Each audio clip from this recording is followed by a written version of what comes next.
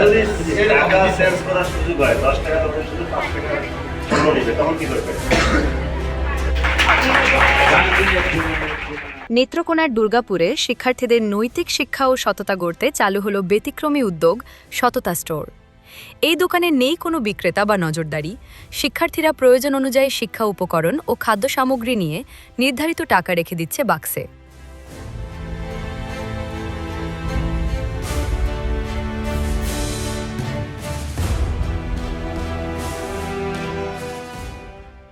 মঙ্গলবার দুপুরে সীমান্তবর্তী আগার অনিবার্ণ শিক্ষা নিকেতন ও বারমারি উচ্চ বিদ্যালয়ে দুটি সততা স্টোর উদ্বোধন করা হয় দুদক ময়মনসিংহ অঞ্চলের অর্থায়নে।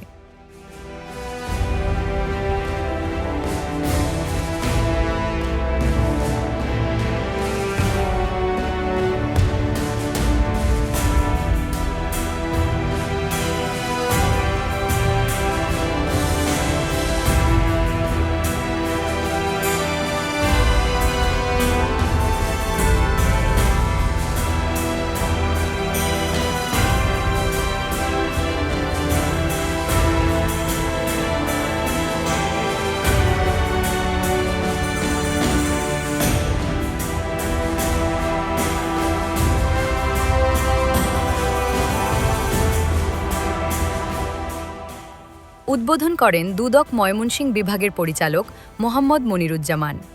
অনুষ্ঠানে সভাপতিত্ব করেন উপজেলা দুর্নীতি প্রতিরোধ কমিটির সহসভাপতি শহীদুল ইসলাম।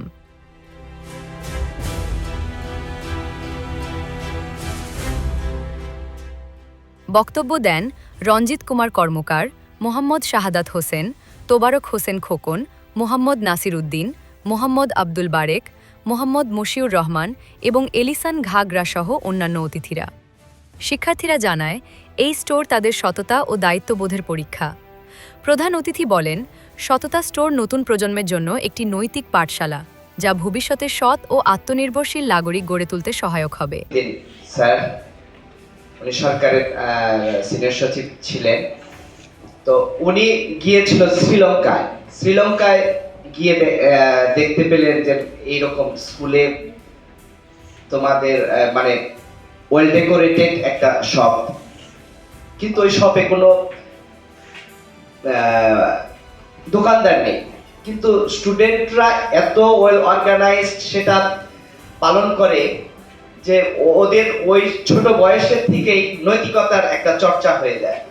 তো সেই কনসেপ্ট থেকেই হচ্ছে বাংলাদেশে এই সততা স্টোর গঠনের উদ্যোগ নেওয়া হয় এবং 2015-16 সাল থেকে এটা আমরা দুর্নীতি দমন কমিশন এবং শিক্ষা মন্ত্রণালয় যৌথভাবে এটা প্রতিষ্ঠা করে থাকি।